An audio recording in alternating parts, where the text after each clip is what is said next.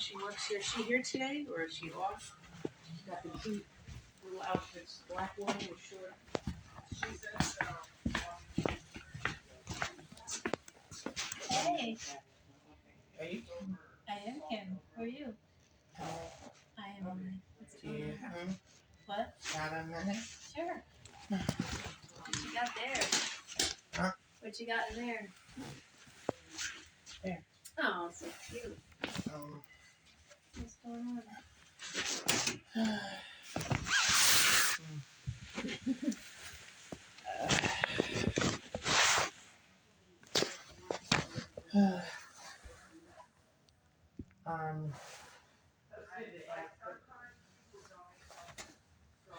Are you sad or happy? I can't tell.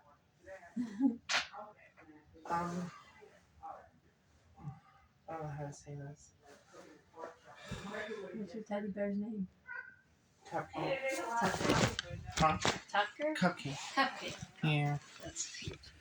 Looks like you've had it for a long time. So, That's the best kind of teddy bear.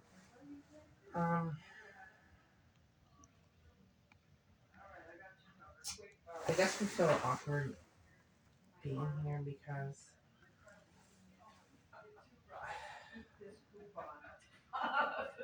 Being in my office or being No. on the MHS? we get yelled at our representative by Jeanette, and as an autistic person, I feel like I'm always misunderstood because I don't express how I feel, or if I do, it's either angry or I'm just quiet. I just feel like I don't. There's certain people here that do the wrong thing, and I say some things that are not nice, but as an autistic person, we just state a fact, so I'm not going to use a word, so like, I'll say, oh, well, the reason why I say a certain word, like I'll say junkie or people doing illegal stuff, because they are, and I kind of feel like as a mental health person, like, I hate that everyone lumps us under one umbrella, but it's like... You mean autism and mental health? But just everything here in general. Like, I've had this conversation with Jeanette as I'm talking to you because me and her don't really get along. I just feel like she's very one-sided or just like... And I'll say what I said. I'm saying it now to you. I feel like I had to leave for a week and a half because I called someone that goes to step one that goes here a junkie, but it's like I gotta hear you talking about drug use, and I gotta hear you constantly talking about like, you know, mis-selling drugs, and it's like I know I can't technically force you to stop saying I don't, and I'm not a drug addict, I count my blessings, but I'm autistic and I got other mental health issues, and I just feel like since you're her supervisor, I kind of want to, like, I'm going to give you some names to jot down, and maybe you can do something, because, like, I don't, not that I don't want them coming here, but, like, you shouldn't be selling lace, cigarettes, and pot in a cafeteria where I gotta see it, and the reason why I don't record them is because I don't want to be yelled at or bitched or jumped over it, so I'm going to you. Yeah, we don't want that happening here, and I'm glad you're letting me know, because I heard about it happening outside the building, which I am going to talk to my Sean Doyle, he's the CEO, and I want to talk to him. Because me and her had it out, and I'm just like, and then I'm like, some of the staff don't like how I talk with, like, when I'm in the van, and I'm like, well, then don't work here if you can't handle working with mentally ill people. Sorry, but like, after seeing your, like, the feelings aren't valid, but I kind of felt offended or upset when she was like, well, they're allowed to talk about it here. Weed's legal. And I'm like, Jeanette, you work here, this is a mental health. Coming from an autistic person, I shouldn't have to correct you. You're like, I'm an adult, I guess, but like, not mentally. But I tried telling her, like, no offense, but whether it's legal or not, they shouldn't be doing it here, period. Like, if you're outside, do what the hell you want. Right. But not in the cafeteria, no. and it's like, and I hate to say it, Are they smoking it in the cafeteria? not smoking it, but they're like selling it, and that's not okay. That's absolutely not okay. So who is doing this? Is it Brett? What's his name? Brett? No. One person, I think his name is Lucky.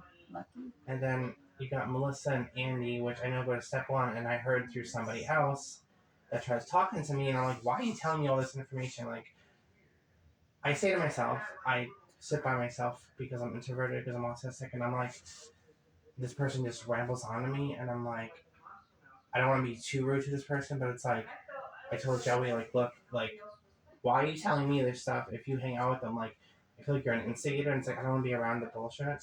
So what's Joey's part in this? Well, he's telling me, I guess, apparently, Andy and Melissa sell their Suboxone and methadone, and it's like, why do people like that get everything handed to them, and they're in this fake-ass recovery, and it's like, I don't want to sound like a judgmental, arrogant bitch, but it's like, I just say what's on my mind. It's like word vomit, and it's like there's no cliche of saying it, and it's like I'm tired of being quiet about it. So, have you actually seen anybody transferring drugs from one to another? Just one time, and who was that, and what kind of drug? I didn't see that. Like, what I know it was a cigarette, but I looked like it was with something so in it. It might have been weed or something. Possibly. Okay, and who was that? Was that the lucky person? I can't think of his name. He's got like long hair, so he's brushing his hair in a cafeteria, which is disgusting. I can't think of his damn name. Oh my god, what is his damn name now?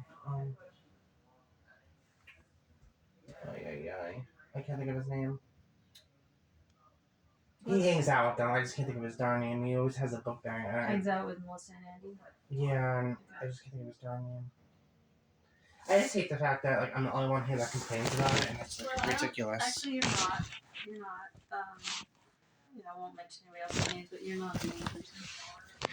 I'm not. I feel like I am because not to sound like rude about Jeanette, but like I told her flat out, I think you're being like hypocritical and like I can't. Yeah, I guess what I say is wrong, but it's like I wouldn't say it if I didn't have to hear about it. And she's like, well, that's part of recovery. That they're allowed to talk about relapsing and selling drugs. That's part of recovery.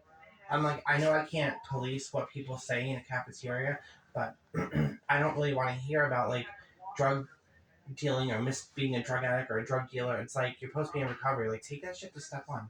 Like I understand this is mental health, but as a mental health client, I just wish they would separate. And a friend told me years ago they would separate only wellness people in the cafeteria. Yeah, and we can't do that anymore. This is one of our big problems. Yeah, that's what I was going to say. So, about how many years ago? About maybe three. It's pretty recent. 3 or 4 years ago, we were told, and it's kind of like an Office of Mental Health who oversees all these kind of places, right? They changed the rules and have wanted us to integrate services. So you're right. It used to be separated. We used to have mental health was on one side and substance use was on another. I think that's a good idea and because the two would never intertwine. Right? Well, I think it's a good idea because what is a schizophrenic having problem with a I drug understand. addict? So what happened was a few years ago was that they decided they wanted to integrate because their rationale is that most people, pretty much all, 99.9% of people who have substance use issues have an underlying mental health issue. And what was happening was they're getting bounced back and forth between substance use and mental health, and they weren't getting the appropriate treatment. So the idea is that they need to be treated for both at the same time, because often they have like trauma histories and they're, or they have, like you just said, some people do have an underlying like psychosis or something, or schizophrenia. And so what they're doing is they're self-medicating with the drugs because they're not being treated for the mental illness. So by integrating the services, the hope is that they'll get treated for both things and get better faster. That's what they think. So they're kind of wrong because I feel like I don't have nothing in common with them, and it's like it makes it difficult for a lot of people. It makes it difficult, but in some ways it works, and in some ways it makes it difficult. So and I hear what you're saying. So the thing is with providers like us, we're still trying to figure all this out. Well, is Jeanette right? Because I felt very offended, and as an autistic person, I don't express how I feel all the time. And she's like, well, you can't use that as an excuse. I'm like, well, as most autistic people are very what fact based. We just say what's a fact, whether it's offensive, racist, sexist, whatever. I'm just gonna express how I feel, whether you like it or not. It's not my problem. That's a you problem. And she's like, they're allowed to talk about everything in the cafeteria, but I can't say. Yeah, I shouldn't call him a junkie, but at the same time, I feel. I guess I say it out of anger and uncomfortability because I gotta see you post about it, and it's like, oh, I don't want to go to jail because blah blah blah, and I'm just on the step one program because I want to try to get my kids back, or I don't want to go get locked up. That's why I'm on it, and then they brag about getting money for it, and it's like it just sickens me, and that's why I end up saying what I say, and like I don't want to hear about your drug dealing or you miss getting high, or that's not part of recovery. But according to Jeanette, they're allowed to say that, but I can't call them a junkie because that's being mean. But they're allowed to talk about drug dealing, missing it, doing the things I just told you in the cafeteria. That's okay, and they're constantly in and out, which is like another red flag. But well, I can tell you this: they're definitely not allowed to transfer or sell or even have really out in the open any sort of drugs. Or this sounds like they're doing this with their medication, which is. I almost want to go to step one and like drop name terrible. bombs. And it's like I don't care. It's like, and if they end up hitting me or jumping me, they'll be arrested because I'm not dealing with that either. But I should have a right to feel comfortable at a mental health clinic. And according to Jeanette, her words, not mine. Oh, everyone's lumped under one umbrella and we can't discriminate. It's like, so they're allowed to talk about this and this and this and do this. I told her what I'm telling you, exactly what I told her. Mm-hmm. They're allowed to, because it's legal, she can't do nothing about it. I'm like, that's bullshit. I personally feel like there's no way that you're working here and you're going to tell them that you work here and you're, well, she watches the cameras apparently, but clearly not, but that's okay to. I think we can. I mean, I think we can put in some guidelines about what people can talk about. I mean, it's like if I don't smoke, but let's say I want to light a cigarette and drink beer in Hannaford Plaza and go in a store and go shopping, get some smoke. They could tell me get out. Exactly. You shouldn't be able to sell your medications here and brag so vulgar about it. Like it's not cute. It's really disgusting. No, that's and it makes me uncomfortable because I don't want to be around drug addicts. I have a hang up with them. I don't like them. And that the one thing we can't change is we can't say they can't come in here. That we can't change. They are allowed to come in here. The only thing that we can change is they're not allowed to pass things around and have it showing in the open. They're not allowed to do that. And even outside our building, I really don't even like that. Like if they're close proximity of our building, I don't like that at all. Yeah, they all sit in the back there and do their stupid shit. So that's why I want to talk to my direct supervisor, who's the CEO, about getting some kind of security or something so that they can at least secure our little space here, because it's not okay. It's not okay to do it on the street. Why is it okay to do it outside our building? Thank you. And also, God forbid, if this place gets raided or shut down, there goes my mental health. Exactly. Because of these I know. Idiots. But I also think that we can put some guidelines into how you talk about things. Like, for instance, like when I was in, this other job that I had, during group situations, we would tell people that they couldn't talk about their trauma, say. Like, this is just a different topic because I know, what we're talking about is really heated, right? So, but we would tell people, you can say, I've had trauma, but you can't tell the gory details of your trauma. Like my dad did this to me, so we could do that here. Maybe it's okay for you to say, I have a drug problem or, those kind of things, but you can't get into the gory details of oh yeah, I was selling drugs and I was using heroin and, that's not for everybody's knowledge. And it doesn't look good for the building either. It's okay to say that you had a problem with it if you want to expose that to everyone in the lunchroom. But, you can't talk about the gory details of it. We could do that, I think. I would appreciate it as a client. Because just if you wanted to, say, that I have autism, that's your prerogative to say that. But you don't have to say all about how that's impacted your life. You know what I mean? Because that's stuff that people maybe don't need to listen to, right? So I think we could, because it's a group kind of situation, we could maybe put those kind of rules in place. I don't know how many people would listen to them, but at least it would be more of a community mindset, right? We could start to try to build a culture around those kind of rules. Well, I also don't like how Jeanette, when we were talking with Kelly in the other room, I asked her, so my feelings are not valid, but they're allowed to talk about A, B, and C, and I can't express how I feel. And I understand calling them a junkie is the wrong thing to say, but like I guess I can't. What did she say to me? Whether I feel uncomfortable or not with them talking about drugs or activity or whatever, that my feelings aren't valid. They're allowed to express that because it's a recovery thing. So I said, so I can't like feel any type of way. I just have to sit there and deal with it. So we can get up and move. I'm like, that's kind of. I think you could say, I mean, in my opinion, you could say to them, I feel uncomfortable when you talk about that stuff. I tried telling that to Jeanette, and she's telling me that they're allowed to talk about that. And But I think you could say that. My opinion would be, and I would say that to Jeanette, is that I think if you're uncomfortable about what somebody's talking about, I think you absolutely can say, I feel uncomfortable when you talk about them. Please not do that while I'm here. I don't see anything wrong with that. You're not in a therapy group with them. You're just in a cafeteria.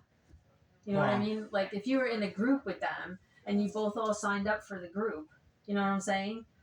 Then you're kind of taking that on by saying I'm in this group and we've all agreed that we're going to talk about our personal stuff, right? But you're not doing that. You're just having lunch. So I don't really agree with that. I think that anybody she needs to work on her social skills. and if she you went out and if the they wrong just way. like the same way, if they heard you say, "Oh, you're a junkie," they would have the right to turn around to you and say, "I'd rather you didn't call me that. It offends me," right? So that's just, I think that's just being a respectful human being, that people have to be able to say how they feel to each other in a respectful manner, and then appreciate each other by not doing whatever the other person doesn't like. You know, like we say "excuse me" when we bump into each other. It's the same thing. Well, she should work on her social skills. I felt very like gaslighted and attacked when Kelly didn't say nothing. She was just there supervising the conversation. She was just staring at me awkwardly. But it's like, well, if you have something to say, then say it. But it's like, I say what I say for a reason.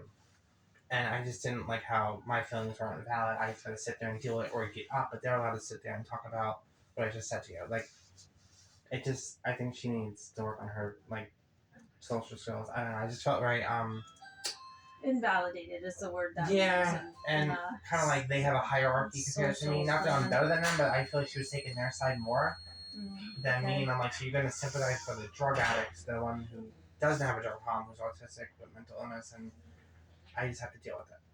But that's why I'm going to you about it, because you're ahead of her. Invalidated, I get it. Yeah, and you know what? This is, like I said, you're not the first person to bring this up, and I do think it's something we have to work on, because it's a struggle. It's a struggle for all of us. This integration of services is a struggle, and it's something that we're all working on. So I appreciate you bringing it to our attention. And well, I only went to you because Jeanette didn't take care of it, and that's why I got suspended for a week and a half. I couldn't come here because I called them a junkie, and they felt offended and ratted me out. And it's like, well, that's why I'm going to you, because I don't think Jeanette did a professional job. If you could talk to her about it, her social skills. Yeah, I think we're all going to talk about it, because we have to do something. We have to do something about it. I mean, this cannot happen. And what is Lucky doing in this whole situation? All I know is all four of them go to step one. They all come here, and I don't know if some of them are part of the wellness, so that might be an issue, because I know they have the right to be here, but I just hate the. I know we can't police the talking, but at least the cigarettes and God knows what else they're doing. It's do it outside or do it somewhere else, but bring it in here and then bragging about it. It's like, and the fact that there's cameras here and they still do it looks even stupid. That's why I'm like, Jeanette, if you really watch the cameras, they said, well, don't tell me how to do my job. I'm like, I'm telling you how to do your job, because you don't do it. The cameras are outside. They're not inside though. Yeah, they are. There's cameras in the cafeteria. They're out. They have to be pointed outside. They can't be inside, because that's a HIPAA violation. That's what they It's in told the me. cafeteria. You don't see them? I don't know. They told me they only can be outside. I have to go look. They're like, no, That's no, a fire thing. No, not like that, but they're right by when you walk down the hallway across from Q's door. There's one there too. It faces the whole cafeteria. Oh. We just had this discussion yesterday, so I'm like kind of surprised, because. Well, anyway, I'm not. No, I I'm believe just you. going to you because you're ahead of her. So hopefully Yeah, well, thank you you. can talk to her and something gets done. Yeah, well, and it's not going to happen overnight. That's the only problem. You know what I mean? It's a work in progress. Oh. But, I mean, at least, well, maybe with Jeanette, it won't be, but with the rest of it is a work in progress. You know what I mean? Because we have a lot of people to talk to, and we have to make decisions as an agency of how we're going to handle this. Yeah. And catching people is the hard part because they're not going to do it in front of us. And if there are cameras, then we can just look at the footage. I don't know how long it lasts or anything. And I've only been here like almost not even a month, so I don't really know. Well, I'm not the only one complaining that it should get done quicker than because. Yeah. Well, that was like last week. There was another man who said something. He didn't say this stuff, but it was just more of a general kind of complaint about the integration of the services between substance use and mental health. How it's really different now than he's used to because I think they should separate it personally as with my mental illness because I had nothing in common with them. It's like. it feels different. How long have you been coming here? Yeah. For you. Okay. So did it seem like it was different when you first started coming here? We didn't have all the step 1 people here. Okay. That's another thing. I'm like, why That's don't they like go eat recent? at step 1? Why don't they go hang out with the step 1 people? Why you gotta come here? I don't get it. That's more recent that's happened. Mm-hmm. Okay. Well, thank I you wonder for if your. step 1 moved over here or something. You know what I mean? I wonder why I don't know. it changed like that. Because now the office is like right there, I think. Anyway. Well, It thank was you nice for to your meet you, time. Emily. I hopefully have something that's done. I hope. That's why I told you. Glad you're back here again. Thank you. Usually that'll Oh, okay.